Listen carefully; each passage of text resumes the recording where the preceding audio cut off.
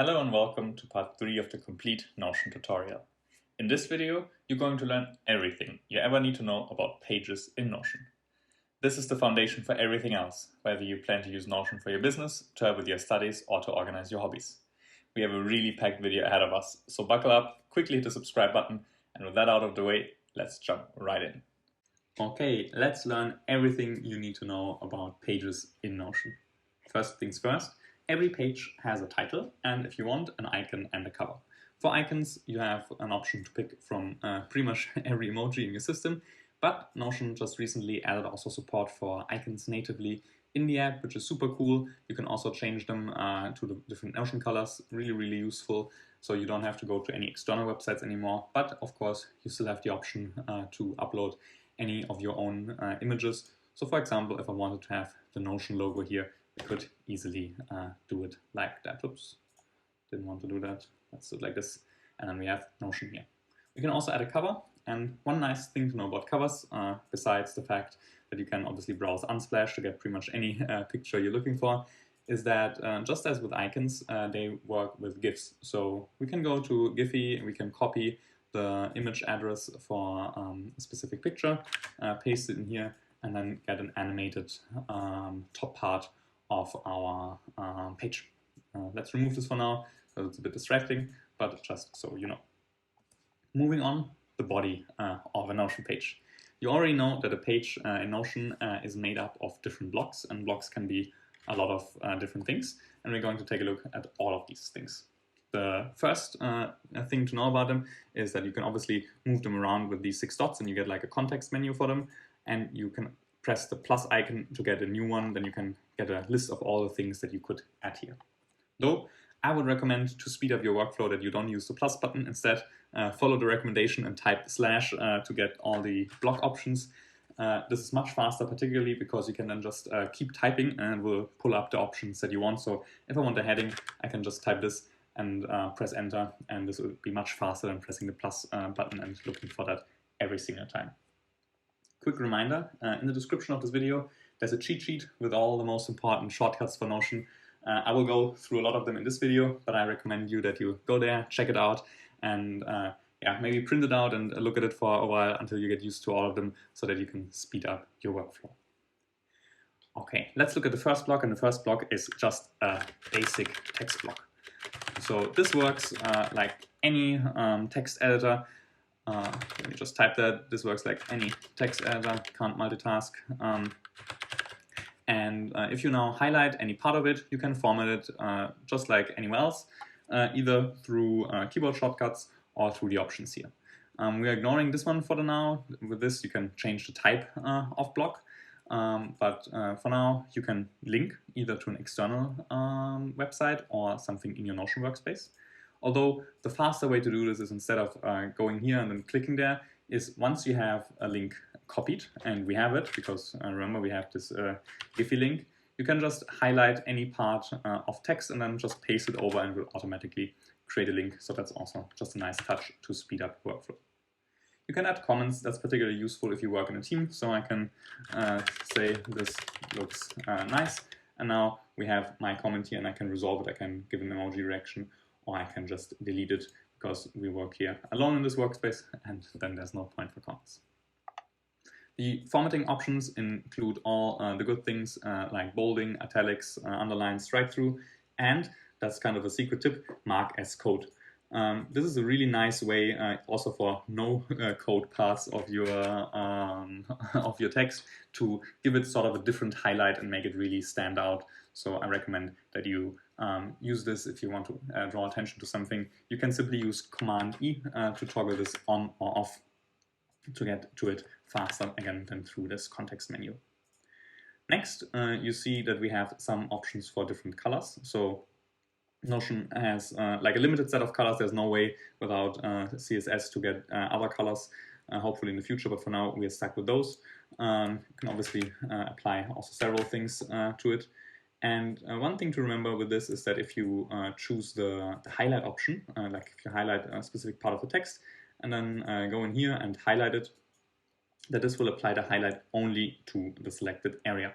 So this is great if you're reading longer text and want to take notes. This is really nice to highlight. Also, if you highlighted already something on the page, you can just press Command, Shift, and H, and this will just apply the last styling that you used. So if you used purple text color the last time, then it will make it purple. If you use the orange highlight, it will apply the orange highlight. However, you can also click on the 6 dots here, and also if you go over color, apply the options through that too. For text color, it doesn't make a difference. It just like highlights everything in that color. But if you now apply a background, it will be different because it will take the whole block. So first thing, and this is quite useful to create bigger stylings and separate your page visually, because it will always cover the whole block space. We see that if we turn this now to full width, you see it goes for the full page. Let's skip ahead quickly and do a column, talking about that in a second, but if you have a column in here and your text is there, you will also see that it separates here. So column 2 we can just call this, and we can give this a different color, and now you see through this highlight over the 6 dots, you get always the complete block highlighted. That's about that. One little thing that takes some time getting used to, but once you know it, it will feel much more natural than the way other text editors work, is that if you press Command A or Control A to select everything, what Notion will do is it will only select everything in that block. So if I press it, it won't select this, it only highlights this.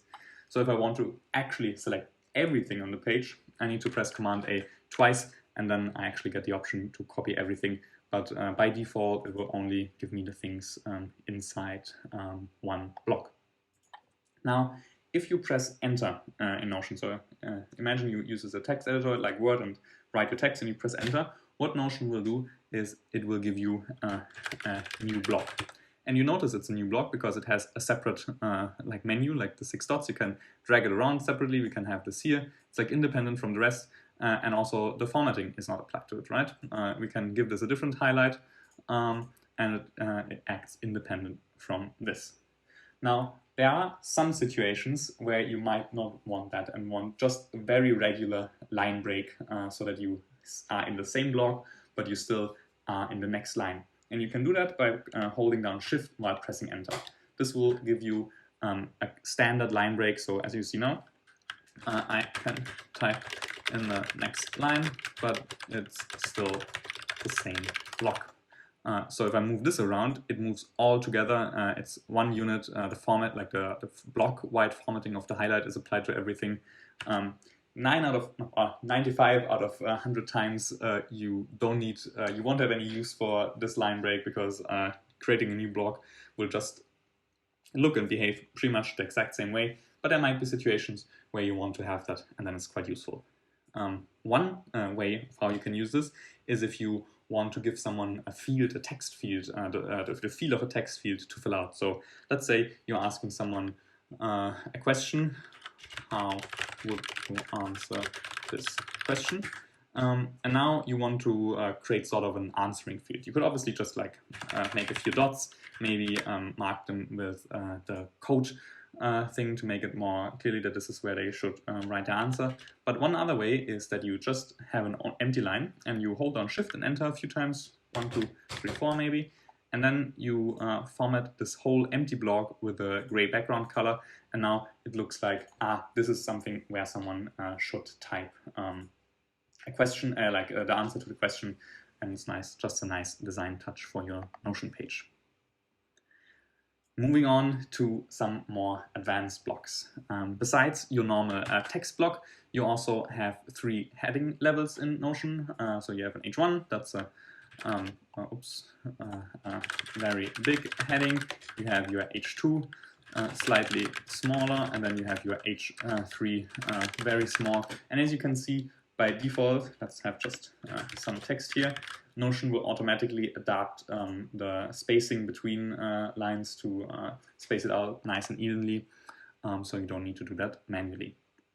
Now, if you have headings on your page, one cool block to know is the table of content. So let's go over here in our second column actually, press slash again, and just look for table of content, and here it is. And what it will do is it will automatically pull all the headings from your page and auto-generate this for you. So similar to Word, and it updates in real time.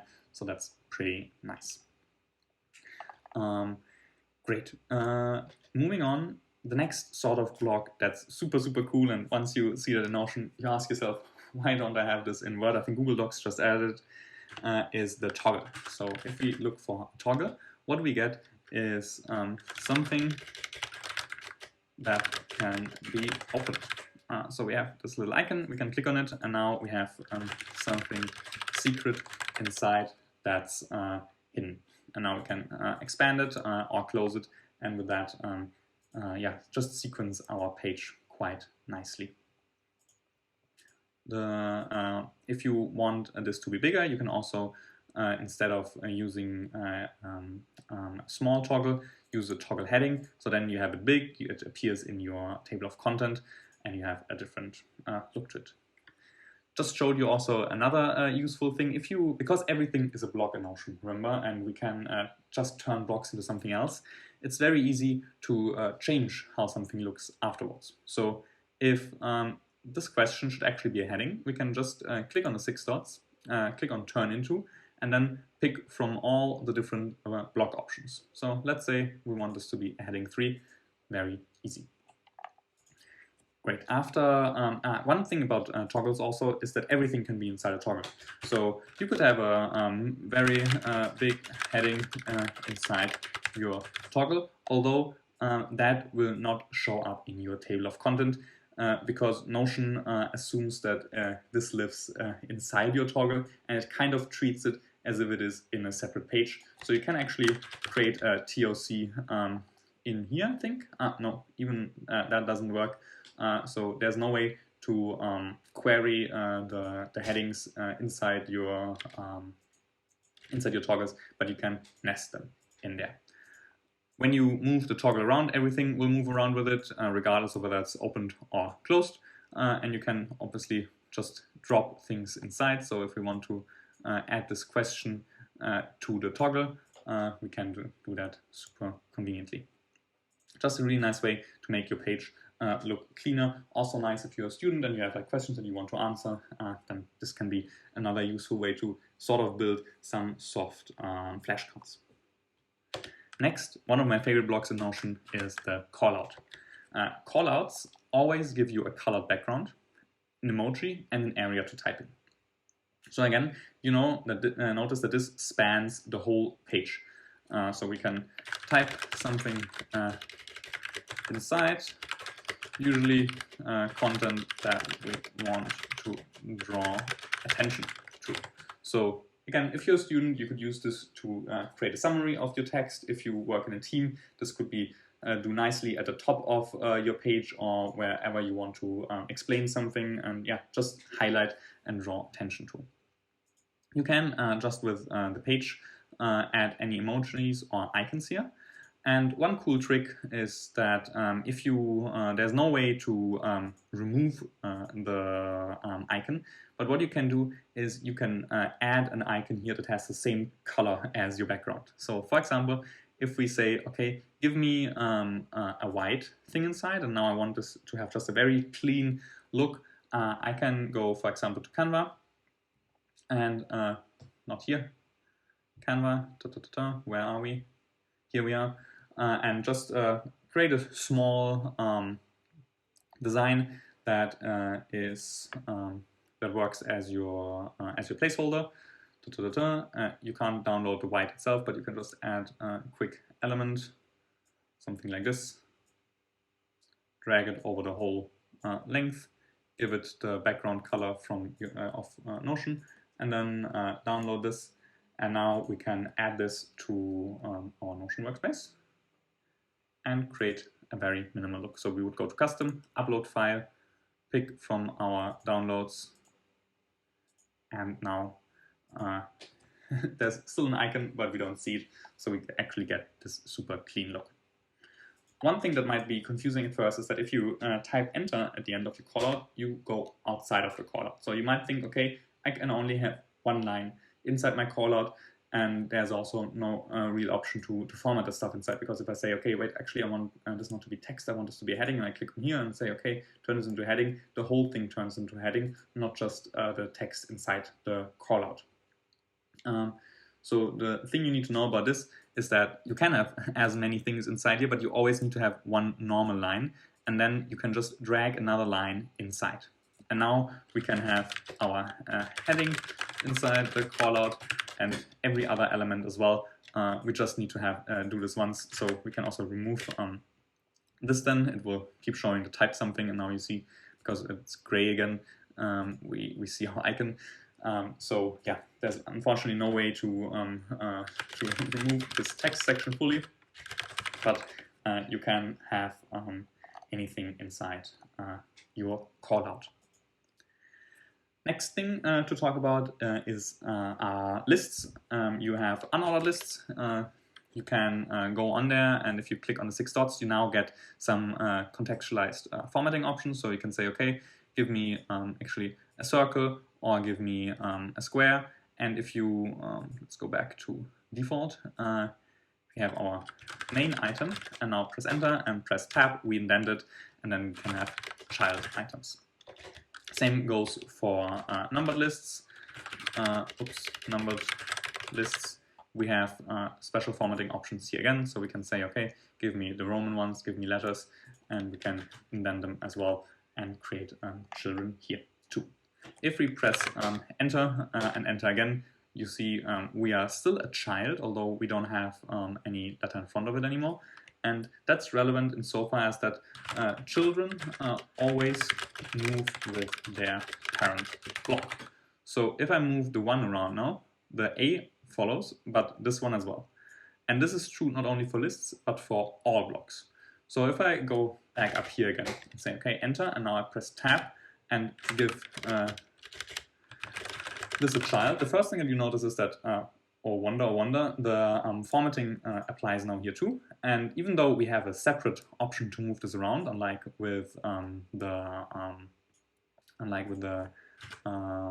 line break, it still moves together. So this can sometimes be a bit confusing, in particular because if you have like several children and then you want to, I don't know, move some, let's have like another sub-child, it can be very confusing sometimes to know, okay, how do I move which parts now? Just know that like you always move them with the parent. So if you move this around, the sub-child will go. So if you want to have the sub-child down here, you need to drag this individually. And you see now that if I drag it around, I get this blue line indicator. That means it's not in its own line.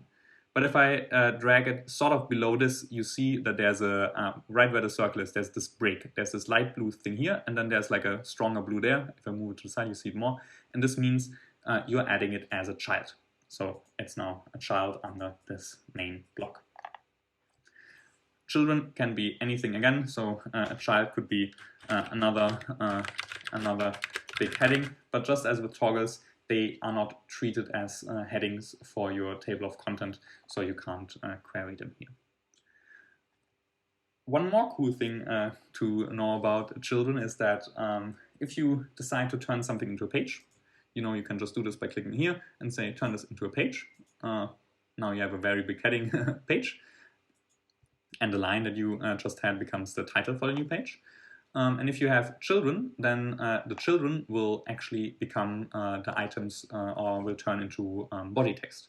So if I say, let's turn this into a page, you see that it now is a first level item and in the body. Same for toggles. Everything that's inside the toggle will become the content of the page. And also the other way around, if you create a page and say, well, actually this should be a toggle, then the content of the page will be nested inside that toggle. Awesome. Yes, now we are through with most of the normal blocks. Let's type / and look at some other options. We forgot the to-do list. that's a very neat one. This is just a lazy checkbox. So if you have it on your page, you can tick it on and off, and it will give you this strike through element. You can nest things as well, but nested items are unfortunately not ticked off with the rest of it, so you need to still do it separately. So you can't create like this sort of, okay, if everything below here is ticked off, the main thing is ticked off. There's no relationship here. They move together because they're children, but they have no relationship in terms of the doneness. Typing slash again, let's look at tables. Tables are a recent addition to Notion, and they are basically just a design element. So you have you can drag them and create as many entries as you want. You have in your options to say, okay, fit it to the width or have it contained. Oops. And you can toggle on header and header columns and header rows. This will do nothing but color the elements here. Oops, let's fit this again. Perfect. And yeah, very limited options. You can basically use this to design a page element in this header style, but you can't use the information in there in any way. So it's not a spreadsheet, it's not Excel. You can't like add a formula here, say, okay, this equals A plus B or so. It doesn't work like that. It's just pure text, so only a decorational element. Speaking of decorational elements, another favorite of mine is the divider. So if you type slash divider, you will get this neat line that you can move around. Right now there are no styling options, but no, I'm pretty sure Notion will add them. And you can just like add it anywhere to create a bit more visual interest. You can obviously also add it inside your callouts or your toggles, and it will always span the full page width. So if I have it in a column, it only spans half the page. Speaking of columns, we already teased it in the beginning, but Notion has unlimited columns for you. And there are two ways to create a column. You can either have a line and just drag that line, but instead of dragging it like under something, you drag it to the side of it until you get this selector. Here we get a very, very big selector because actually all of the things that we've done here are children of this one. That it's all indented if you look at it. So let's actually take them out in a fresh line. And then if I drag it to the side, oops, it's still a child. Let's see whether we can get it all the way out. Yes, now it's all the way out. So now if I drag it to the side, you see you get only the small indicator. And if I leave it here, it will create a 2-column layout. I could obviously also drag it here, and then we have everything that's nested here on this side and the A on this side. So that's one way to create columns. Another way to create columns now is to just type slash col and then pick the amount of columns that you want. So 4 columns, for example, then we have A, oops, we have B, we have C here, and we have a D here. And it's very clear if you just like color them, Command Shift H to get the last color that we used. And now you see the layout. We can press enter, and now we write below that, same here. So if you press enter in a column, you stay inside the column. If you want to go out of the column, you need to take a line and drag it out of it. You see now it is in this column, now it's here, and if I drag it below, I get the full blue indicator. It is outside. The last way to create columns is to just have some text across several blocks, or just several blocks in general, highlighting all the blocks, and then say, okay, turn into columns, and we'll automatically create the right amount of columns for all of them. Pretty nice recent addition. Let's move on, get another main line, type slash again, look at the other blocks. Quotes are another design element. You can write something inside and it will simply give you this separator line here. You can get again more options here by to making your quote large or small, but that's about it.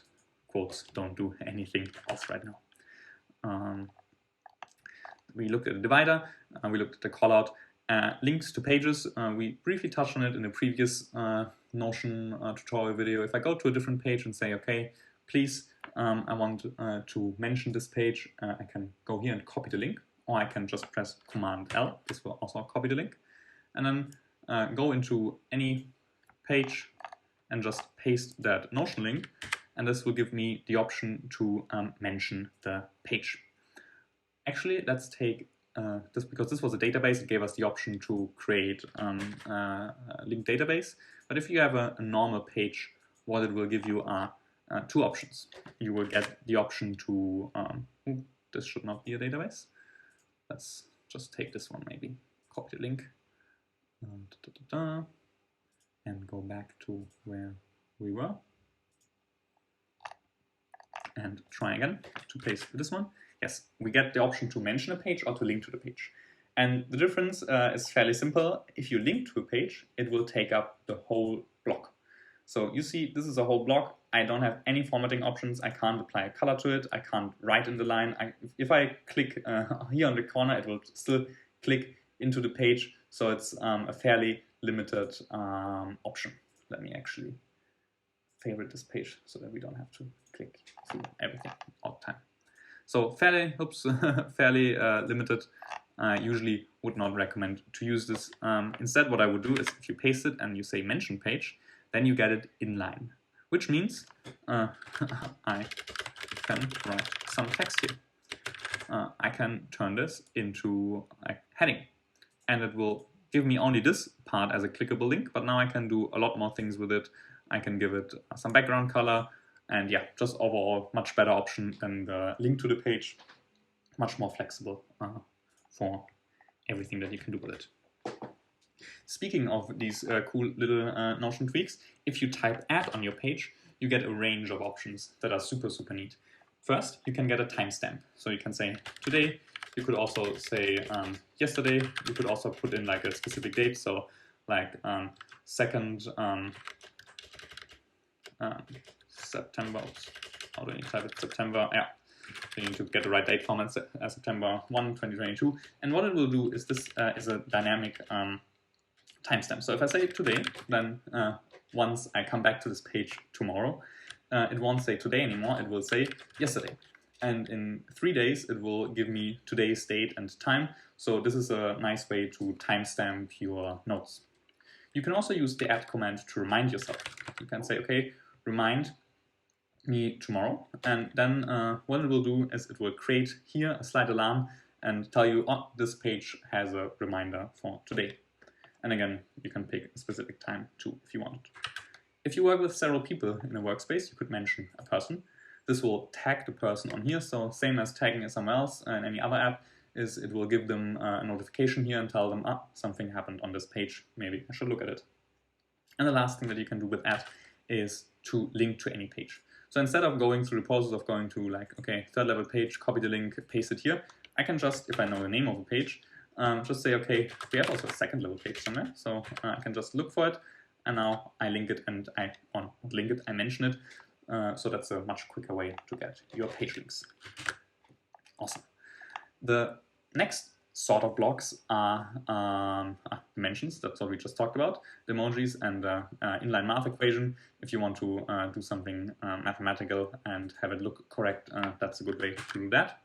And after that, we should be at databases. Oops. Yes, databases will be covered in a different video, so we are skipping that for now.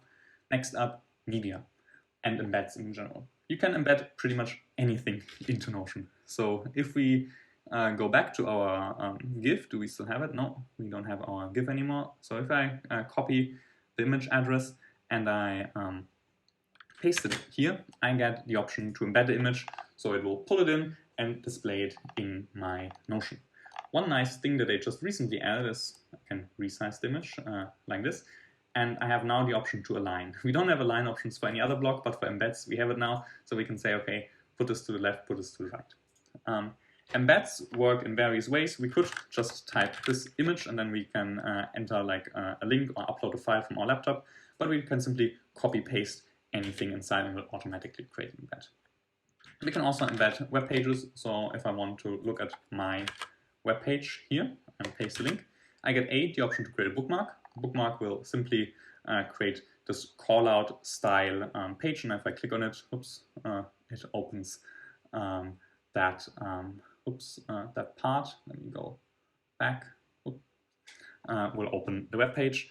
but if I use the embed option, I can actually peek into that web page. So it gives me the full page once it has loaded.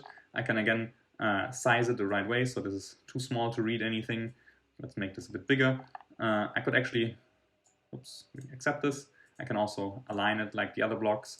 And I could embed my blog page, and you can see I can actually browse the web in Notion. One way that's pretty nice for is if you have like a newspaper, so that you always want to read, or like some articles, or you could embed Spotify in here and play music directly from here. If you copy a Spotify link, it will actually give you also a different embed option. In general, whenever you have something that you want to embed, I would recommend that you simply paste the link into Notion, and chances are it has like a special way of how it's displayed. Zoom links, for example, will give you a preview of your Zoom call.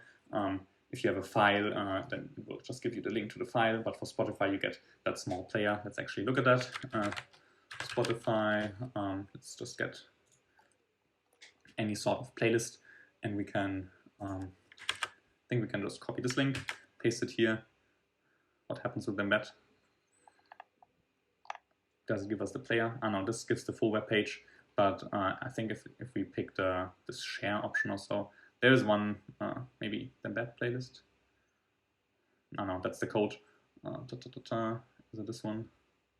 That's, oh no, we get already with that link we get the small media player, and we can play it right in here. Oops. Okay. And again, you can embed all type of content. If you go in the tab section, you get like a lot of individual options, right? Videos, you can have YouTube videos that you play directly in here. You can have files that are just saved there. A lot of software integrates with it natively. But in general, I would simply recommend whatever you want to see in Notion, copy the link to it, paste it in here, and just see what happens, whether it gives you a specific look for it.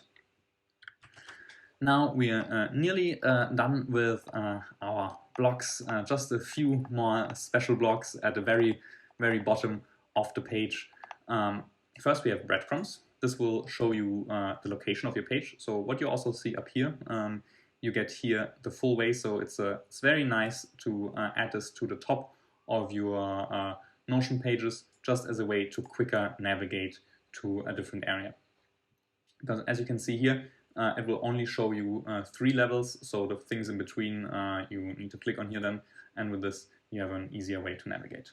We already covered the table of content block, so we don't have to look at that one again. Going to the very bottom, all our columns. Sync blocks are a super cool way to share information across your workspace. You will get this red outline, and now I can have anything inside here. So as usual, I can have my my headings and my text, and now I can say, okay, copy and sync, and I can paste this anywhere else in my workspace, on the same page, on a different page. And if I added it in one place, I edit it everywhere. So again, super cool for students who want to keep like the summaries across several pages and see it in several contexts. For companies who want to be able to do announcements, right? If you have on every team member's dashboard a sync block at the top, you can just change it in one place and then edit it in a lot of places. Really, really neat. And then the last thing to talk about is the, oops, where is it? The template button. Template buttons are, again, a way to speed up your workflow. Once you create one, it will give you this, it opens this context menu. If you click out of it, if you close it, it disappears and you just have this grayed out thing. And then you can, to open it again, you hover over it and click on configure. And you have 2 options. You have first the option, what should it say after the plus button? So add something, oops, to your workspace. And then you can tell it, okay, when I press the button, what should happen? And in here, even though it looks kind of small, you can again do anything. So I can say, okay, give me a toggle 1 heading and give me a timestamp of today. And now what it will also give you as an option is not just like today, but like the today timestamp when you press the button, which is great. For example, if you take meeting notes, you could do this and then say, okay, we had maybe agenda and then we get like our next actions, right? And then we can drag it also out of here and say, okay, after our toggle block, we want this divider line. Cool, we close it, and now every time I click on here, I will get today's timestamp. I can open it, I can write my agenda, or what is something to talk about, my next actions, and so on and so on. I can close it, and instead of having to type out these things every single time, I just click on it again and I get the same options again. So really nice way to speed up your workflow. Okay, that's a lot, but that also concludes our in-depth view at everything that you need to know about Notion pages. You know now how, you know every single block that exists in Notion. You know how to style your page using background colors, columns, dividers, callouts, all these design elements to make your page look better. You know how to embed images, how to resize them, how to align them.